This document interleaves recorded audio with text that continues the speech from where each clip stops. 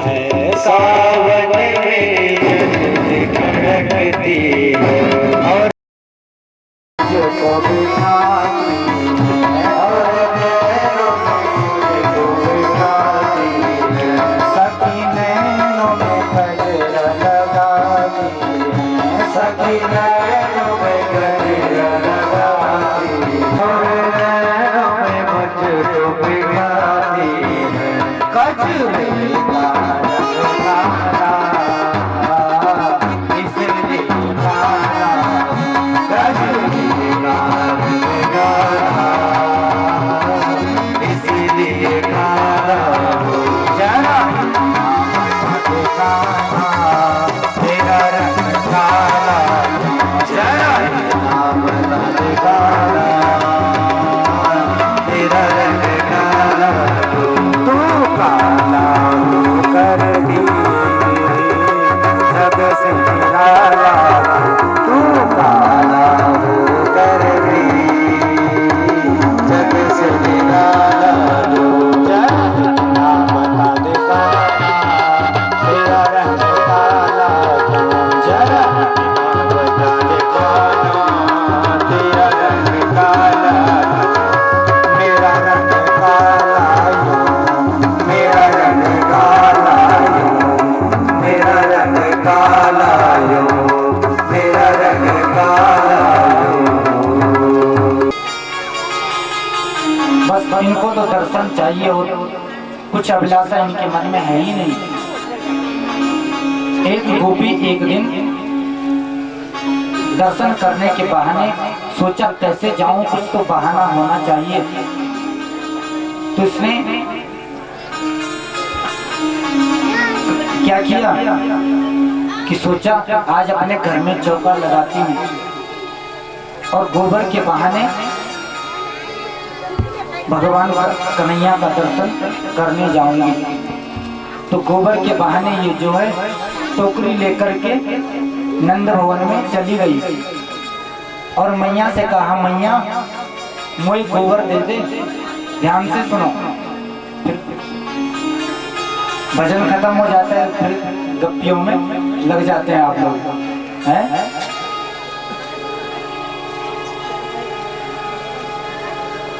तो ये गोपी गई मैया के पास, मैया गोबर चाहिए।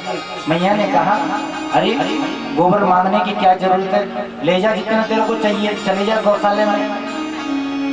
तो जब ऐसा कहा तो ये गोपी गौशाले में गई, इसने अपनी टोकरी को गोबर से भरा, हाथ से गोबर भरती जाती है और आंखों से कन्हैया का दर्शन करती जाती है। तो दर्शन करते करते इसने अपनी टोकरी को पूरा भर दिया, बिल्कुल फुल पूरा ऊपर तक भर दिया। और जब पूरा भर गया, गोबर ही गोबर उठाने लगी तो उठाया नहीं गया, सोचने लगी कैसे उठाऊं। तो कन्हैया को आवाज लगाई, अरे कन्हैया इधर आजा, ये गोबर मेरे सिर पे ऊंचाई दे, सिर पे रख दे। कन्हैया आए, अच्छा गोपी बड़ी चालाक है, गोबर भी हमारा और हाथ भी हम ही खराब करे अपने, बड़ी चालाक है तू कि गोबर भी हमारा ले जा रही है और तेरे सिर पे हम ही उठा करके दें, उठा ले अपने आप। तो गोपी ने कहा, कन्हैया अगर तो देख ये गोबर उठाएगा ना, टोकरी उठाएगा मेरे सिर में, तो मैं तेरे को माखन को गोला दूंगी, माखन दूंगी तेरे को। अच्छा माखन देगी तब तो जरूर उठाऊंगा। तो कन्हैया ने टोकरी उसके सिर पे उठा दी, गोपी लेकर के चली गई। अब वो गोबर लेके गई, फिर आ गई मैया यशोदा के पास, मैया मुझे गोबर चाहिए। यशोदा ने कहा, अरे मांगने की क्या जरूरत है, चले जा गौशाले में ले जा जितना चाहिए। फिर गई, फिर उसने कन्हैया के दर्शन करते करते पूरा फूल भर दिया। फिर कहा, कन्हैया आजा ने दोबारा उठा दे मेरे सिर पे। कन्हैया ने कहा, अच्छा तूने तो मेरे को नौकरी बना दी, बार बार आ रही है, कह रही है कि गोबर उठा दे। गोपी ने कहा, देख तेरे को 2 माखन के गोला दूंगी। अच्छा 2 माखन के गोला देगी? बोले हाँ हाँ, लेकिन गोपी एक बात बता, तू बार बार आ रही है और बार बार मैं तेरे सिर पे उठा रहा हूं, और जितने बार मैं उठाऊंगा उतने गोले देने पड़ेंगे। गोपी ने कहा हाँ हाँ, उतने गोले माखन के मैं दूंगी। पता कैसे पड़ेगा कि मैंने इतनी बार उठा दिया? ध्यान से सुनो। कन्हैया ने कहा कि पता कैसे पड़ेगा मैंने इतनी बार तेरे सिर में उठाया? तो गोपी ने कहा मैं ऐसा करती हूँ कि तेरे माथे पे गोबर को टीको लगा दूंगी। अभी दो बार तो तैने उठायो तो 2 टीको लगा देती हूँ। तो 2 गोबर के टीके भगवान के मस्तक पर गोपी ने लगा दिए। अब फिर तीसरी बार आई, फिर उठाया। कन्हैया ने कहा तीसरा भी देना पड़ेगा? हाँ हाँ। तो उसने तीसरा बिंदा भी भगवान के माथे पर लगा दिया। और इस प्रकार से बार बार आई, बार बार गई, तो भगवान का मुंह पूरा गोबर के टीके से भर गया। बिंदे बिंदे बिंदे बिंदे पूरे मुंह में भर रखे हैं। और कन्हैया मैया के पास में गई। मैया ने जैसे देखा कन्हैया को, अरे कन्हैया ये क्या कर दियो तूने, अपने मुख में गोबर लगा दियो, चल साफ कर जल्दी से। कन्हैया ने तुरंत हाथ पकड़ लिया, मैया मेरे मुख से हाथ मत लगाइयो। क्यों? अरे अगर तूने मिटा दियो ना तो सारो हिसाब चौपट हो जाएगा। हिसाब? ताई को हिसाब? अरे देख जितने टीके लगे हैं ना उतने माखन के गोला मिलेंगे मुंह को। अरे कन्हैया तू भी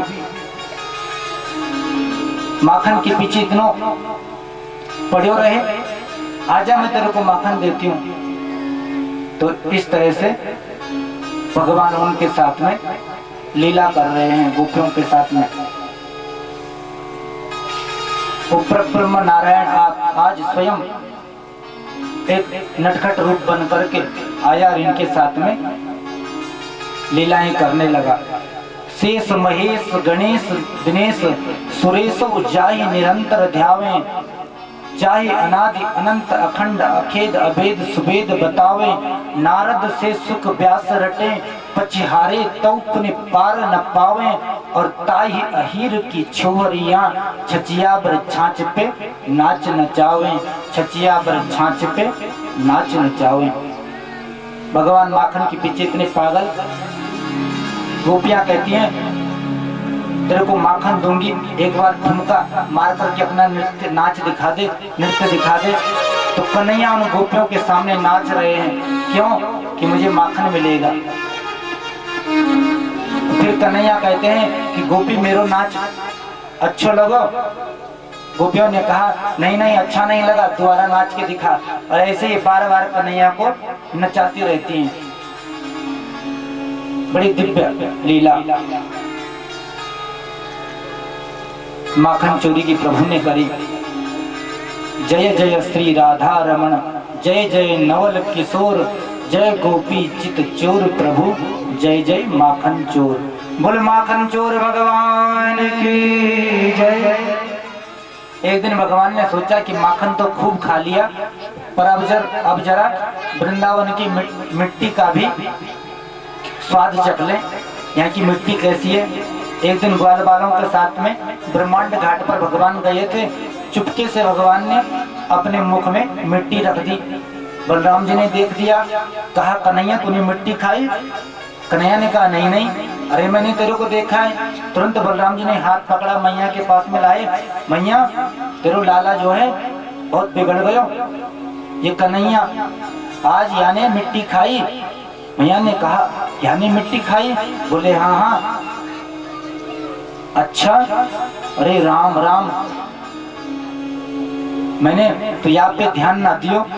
कल तक माखन चुराया करता था तो मैंने कछु ना कही कि चलो खाने की चीज है, और उसका परिणाम ये हुआ कि आज मिट्टी खाने लगा। और यदि आज भी इसको दंड नहीं दूंगी तो कल पुड़िया खाना चालू कर देगा। अगर इसको दंड नहीं दिया तो पुड़िया खाना चालू कर देगा, इसलिए आज इसको दंड देना ही पड़ेगा। हाथ पकड़ा मैया ने कन्हैया का और कहा कन्हैया कस्मान् मृदमदान्तात्मन् भवान् भक्षितवान् रः वदन्ति तावकाहेते कुमारास्ते ग्रजोऽप्ययम्। कस्मान् मृदम भक्षितवान्, अरे कन्हैया तूने मिट्टी क्यों खाई? हे अदांतात्मन, हे चटोरे, तूने मिट्टी खाई, आज तेरे को ऐसी पिटाई करूंगी। भगवान ने कहा मैया मैंने मिट्टी नहीं खाई। नाहं भक्षितवानम्ब सर्वे मिथ्या विशंसिनः। नाहं भक्षितवानम्ब सर्वे मिथ्या विशंसिनः। यदि सत्य गिरस्तर्हि समक्षं पश्य मे मुखम्, समक्षं पश्य मे मुखम्। मैया मोने मिट्टी ना खाई, ना हम भक्षितवानम्ब सर्वे मिथ्या विशंसिनः। ये सब ग्वाल वाल झूठ बोल रहे हैं। मैया ने कहा अच्छा ये झूठ बोल रहे हैं, अभी देखती हूँ। फिर कन्हैया ने कहा अगर तेरे को सच्ची लगती है तो समक्षम पश्चिमी मुखम, सबके सामने मेरे मुख को खोल करके देख ले। मैया ने कहा हाँ ये बात ठीक कही तूने, खोल अपना मुंह। जैसे भगवान ने अपना मुख खोला है तो मुख के अंदर मैया ने नदी, पर्वत, पहाड़, समुद्र और पूरा उत्तराखंड देखा कन्हैया के मुख में। मतलब पूरे पर्वत, पहाड़, पर्वत श्रृंखलाएं, वृक्ष, नदी देखने लगी, चकरा गई। अरे ये मैं क्या देख रही हूँ, कहीं मुझे सपना तो नहीं आ रहा है। फिर आंखें मींड मींड के देखी, अरे नहीं सपना तो नहीं है, ये तो वास्तव में दिख रहा है। अरे राम राम, मैं तो समझ गई ये बालक नहीं है, लगता है ये साक्षात परमात्मा है, ये तो भगवान है। समझ गई। भगवान ने अपना मुख बंद कर लिया। मैया कन्हैया को प्रणाम करने लगी चरणों में, कहा मेरे से गलती हुई होगी, मुझे माफ करना, आप तो साक्षात भगवान हो। कन्हैया ने सोचा अरे राम राम, मैं तो लीला करने आया हूँ इस गोकुल में, इस ब्रजमंडल में, और कहीं मैया यशोदा ने मुझको भगवान समझ लियो तो फिर भगवान की तरह पूजा करेगी मेरी। आपको पता ही है भगवान की पूजा कैसे करते हैं। 2 अगरबत्ती अलमारी में सुबह घुमा दी, 2 अगरबत्ती शाम को घुमा दी और हो गई भगवान की पूजा। तो प्रभु ने सोचा अगर भगवान बन गया तो बस अगरबत्ती से ही संतुष्ट रहना पड़ेगा। मैं तो माखन मिश्री खाने आया हूँ, क्रीड़ा करने आया हूँ इनके बीच में। तो भगवान ने अपनी माया का प्रयोग किया, स्वजन मोहिनी माया। मैया जो है माया के प्रभाव से सब भूल गई। 3 प्रकार की माया है भगवान की, स्वजन मोहिनी माया, परजन मोहिनी माया, अश्व मोहिनी माया। स्वजन मोहिनी माया वो है जिसमें भगवान ने अपनी मैया यशोदा, अपने ग्वाल वालों को मोहित किया। परजन मोहिनी माया वो है जिसमें कंस आदि शत्रुओं को मोहित किया। अश्व मोहिनी माया वो है कि उसमें भगवान स्वयं भी मोहित हो जाते हैं राधा रानी पर। जब राधा रानी को देखते हैं तो स्वयं भी मोहित हो जाते हैं, तो वो है स्वमोहिनी माया। तो स्वजन मोहिनी माया का प्रयोग मैया यशोदा के ऊपर किया। मैया सब भूल गई और फिर वैसे ही लीला करने लगी। एक दिन मैया जो है मट्ठा कर रही थी, दधी मथ रही थी। प्रातः काल जैसे घरर घरर की आवाज कन्हैया ने सुनी तो कन्हैया की नींद भी खुल गई। और जैसे ही नींद खुली तो अपनी आंखों को मलते हुए मैया के पास में आए, कंधे में हाथ रख के बोलने लगे मैया मैया मुझको तो भूख लग रही है, मुझे माखन खिला दे। मैया ने कहा लाला अभी मैं दधी मंथन कर रही हूँ, इससे जो माखन निकलेगा वो मैं तेरे को दूंगी। कन्हैया ने कहा नहीं मैया मुझे तो बहुत भूख लग रही है, मुझे तो अभी चाहिए। अच्छा अभी चाहिए तो ऐसा कर, कल को माखन रखो है वो आपको खा ले। कन्हैया ने कहा नहीं नहीं, मोको तो यही मटकी में से चाहिए और ताजो माखन चाहिए। मैया ने कहा लाला तेरे को मैं ताजो माखन तभी तो दूंगी जब दधी मत होंगी, अभी कहाँ से दूं। बस तो अब तो कन्हैया ने हट बांध ली, नहीं नहीं मुझे तो अभी चाहिए। और 2 हट जो है प्रसिद्ध हैं संसार में, 2 हट, एक बाल हट और एक स्त्री हट। 2 हट प्रसिद्ध हैं। बालक ने अगर हट कर ली कि मोको तो चंदा चाहिए, चंदा मामा, तो बस जब तक उसको कुछ ना कुछ दे ना दिया तब तक मानता नहीं। पहले तो बोलेगा कि मुझे चंदा दे दो, चंदा दे दो।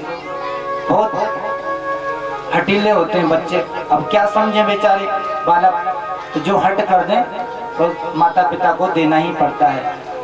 और एक होती है स्त्री हट, स्त्री ने भी जो हट कर ली, जो ठान ली, बस कथा में जहाँ देखा कि ये आज बड़ी अच्छी साड़ी पहन के आई है, अरे कहाँ से लाई होगी, मुझे भी ऐसी साड़ी चाहिए।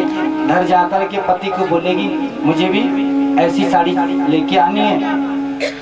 तो जब तक ला ना दी तब तक पति का जीना हराम कर देती है। तो स्त्रियों की भी अपनी हट होती है। तो 2 हट प्रसिद्ध। कन्हैया ने ऐसी हट करी तो मैया ने जैसे तैसे समझाया, माखन खिलाया और उसके पश्चात मैया कन्हैया को दूध पिलाने लगी।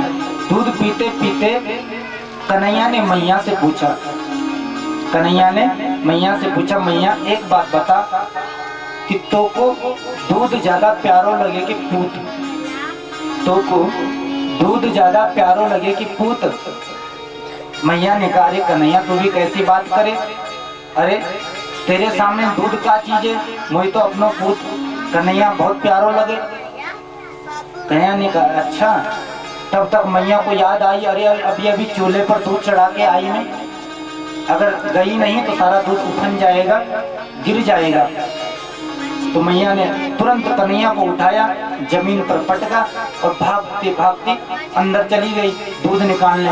अब कन्हैया को गुस्सा आ गया, अभी तो कह रही कि मुझे दूध ज्यादा प्यारा लगे, दूध की याद आई, दूध लेने भाग गई, दूध देखने भाग गई। क्रोध आ गया भगवान को, कन्हैया को। ऊंट क्रोध के मारे फड़फड़ाने लगे। तो कन्हैया गए अपने घर में जो माट मटके रखे थे पुराने पुराने, सबको निकाला, जितना माखन खाना था खाया। बंदरों को आवाज लगाई, बंदर भी आए, बंदरों ने भी माखन खाया, वो भी छप गए। सारे माट मटके फोड़ दे। थोड़ी देर बाद जैसी आवाज सुनी मैया ने आई, देखा ये दृश्य तो कहा अरे राम राम, आज तो इसने अपने ही घर में डाका डाल दिया। मेरी ददिया सास के जमाने के पुराने पुराने माट मटका, और आज इसने सारे फोड़ दिए। आज तो ऐसी पिटाई करूंगी। या कि लाठी उठाई और भागने लगी कन्हैया को पकड़ने। आगे आगे कन्हैया, पीछे पीछे मैया। गुरुदेव सुखदेव कहते हैं कि राजन परीक्षित कर लो दर्शन, ऐसा भागता हुआ ब्रह्मा कहाँ मिलेगा, भागता हुआ परमात्मा। अरे जिसके डर से डर को भी डर लगता है, वो आज मैया के डर के मारे भाग रहे हैं। भगवान कहते हैं कि मद भयात वाति वातोयम सूर्यस्तपति मद भयात, और वर्ष इंद्रो दहत्यग्निर मृत्युश्चरति मद भयात, कि मेरे भय से भय को भी भय लगता है, मेरे भय से वायु भय चलती है। मद भयात वाति वातोयम सूर्यस्तपति मद भयात, सूर्य भी मेरे भय से तपता है। वर्ष इंद्रो दहत्यग्निर, इंद्र भी मेरे भय से वर्षा करता है। और मृत्युश्चरति मद भयात, मृत्यु भी मेरे भय से विचरण करती है। तो जिसके भय से सारा संसार भय खाता हो, वो आज मैया यशोदा से डर रहा है, भय खा रहा है। आगे आगे कन्हैया, पीछे पीछे मैया। भागते भागते मैया को पसीना आ गया, थक गई बेचारी बूढ़ी 70 बरस की। कहा कन्हैया हाथ में आ जा, नहीं तो तेरी पिटाई करूंगी। कन्हैया ने कहा पिटाई करेगी तभी तो तेरे पास नहीं आ रहा हूँ। मैया ने कहा अच्छा लाला देख मेरे पास में आ जा, तेरी पिटाई नहीं करूंगी। तो मैया क्या करेगी? बोली तेरी पूजा करूंगी। पूजा करेगी तो फिर ये लाठी काहे को ले रखी तूने अपने हाथ में? मैया ने कहा कि लाला जब बुढ़ापे को समय आवे तो लाठी तो सबको लेनी पड़े। कन्हैया ने कहा जब तेरी लाठी मैं हूँ तो तेरे को लाठी की आवश्यकता है। मैया ने कहा अच्छा ये बात है, तो ले मैंने लाठी फेंक दी, अब आजा। कन्हैया ने कहा मैया देख पूजा करियो। मैया ने कहा हाँ जरूर पूजा करूंगी, जल्दी आजा। अब कन्हैया पूजा को मतलब समझे ना ही मैया के पास में आए। मैया ने चट से उस हाथ पकड़ लिया, कान पकड़ लिया, आज चल तो तेरी पूजा करूंगी, ऐसी पूजा करूंगी फिर कभी ना कहेगो कि मेरी पूजा कर। घर में लेकर के आई, खूब सांटे से मार लगाई मैया ने, कान पकड़ा है। फिर सोचने लगी यदि मैंने आज दंड नहीं दिया तो ये आज उद्दंड हो जाएगा, ये बिगड़ जाएगा, इसको दंड देना पड़ेगा। रस्सी लाई घर के अंदर से, बाहर उखल था, उखल में कन्हैया को बांधने लगी तो रस्सी 2 अंगुल छोटी पड़ गई। फिर दूसरी रस्सी लेके आई, उसमें जोड़ी, फिर रस्सी 2 अंगुल कम, फिर गई लेके आई, फिर भी 2 अंगुल रस्सी कम। सारी रस्सी जितनी थी घर की सारी खत्म हो गई, फिर भी 2 अंगुल रस्सी कम पड़ रही थी। ये 2 अंगुल कम क्यों पड़ रही थी? 2 अंगुल का मतलब तो कहा कि एक है परिश्रम, एक है परिश्रम और एक है कृपा। भक्त जन परिश्रम और भगवत कृपा जब तक न हो जाए तब तक भगवान बंधन में नहीं आते। तो भक्त का, मैया का तो पूरा परिश्रम है, पूरी लगी पड़ी है, लेकिन जब तक भगवान की कृपा नहीं होगी तब तक बंधन में आने वाले नहीं। तो प्रभु को दया आई मैया पर कि बेचारी थक गई, चलो बंधन में आ जाता हूँ। तो फिर मैया ने बांधा तो बंध गए। मैया ने कहा पड़ा रहे आज यहीं पे, तेरे को भोजन नहीं दूंगी, यहीं पर भूखा ऐसे ही पड़ा रहे। मैया अंदर चली गई, घर के काम काज करने लगी। कन्हैया उखल से बंधे थे, तो पहले जो उखल होते थे वो लंबे लंबे होते थे, उखली उरख्याल है लंबा लंबा। तो एक बीच में जब भगवान की कमर रस्सी सी बांधी उखल का, भगवान ने वो उखल खींची और 2 पेड़ का बीच में गए। ये जो 2 पेड़ छन यमल अर्जुन का, तो यूं का बीच में जनी भगवान तो छोटा सा था वो निकल गया, पर उखल बहुत बड़ू वो फंस गई। जनी भगवान ने जोर लगाई तो वो पेड़ टूटते धड़ाम से जमीन पर गिर पड़े और उनसे 2 दिव्य पुरुष प्रकट हो गए। ये पुरुष को छन पूर्व जन्म कुबेर का पुत्र नल कुबर और मणिग्रीव। ये सरोवर में स्नान छा करना नग्न रहते हैं। नारद जी जन देखी पास में आयन तीन वस्त्र धारण नहीं करे। नारद जी साप दे देने की जावा, तुम वृक्ष का जना खड़ा रहे मेरे सामने बिल्कुल नग्न, तो मैं तुम इतने साप दे दोगे तुम वृक्ष बन जाओ। तो जब भी हम प्रार्थना करी तब नारद जी ने बोली तुम वृक्ष तो बन ला, पर द्वापर नंद भवन का आंगन का तुम जब वृक्ष बढ़ला तो भगवान तुम्हारा उद्धार कर दे। तो वही आज यक वृक्ष बने 2 और आज भगवान का स्पर्श से यूं को जो छे उद्धार होगी, प्रकट होगी और भगवान की स्तुति करी। वाणी गुणानुकथन श्रवणो कथायां हस्तौ च कर्मसु मनः तव पादयोर्नः स्मृत्यां शिरस्तव निवास जगत् प्रणामे दृष्टि सतां दर्शने स्तु भवतनूनां दृष्टि सतां दर्शने स्तु भवतनूनां। उसी की वाणी सार्थक है। वाणी गुणानुकथने श्रवणों कथायां, जिसकी वाणी भगवान का कीर्तन करती हो उसके श्रवण, उसके कान ही धन्य जो जिसके कान भगवत कथा सुनता हो, भगवत कथा सुनते हो जिसके कान। हस्तो च कर्मस मनस तव पाद योरना, उसके हाथ ही धन्य है जिसने भगवान की सेवा करी। और उसके पैर धन्य हैं जो भगवान के मंदिर की परिक्रमा करता है, भगवान के मंडप की परिक्रमा करता है, उसके चरण धन्य हैं।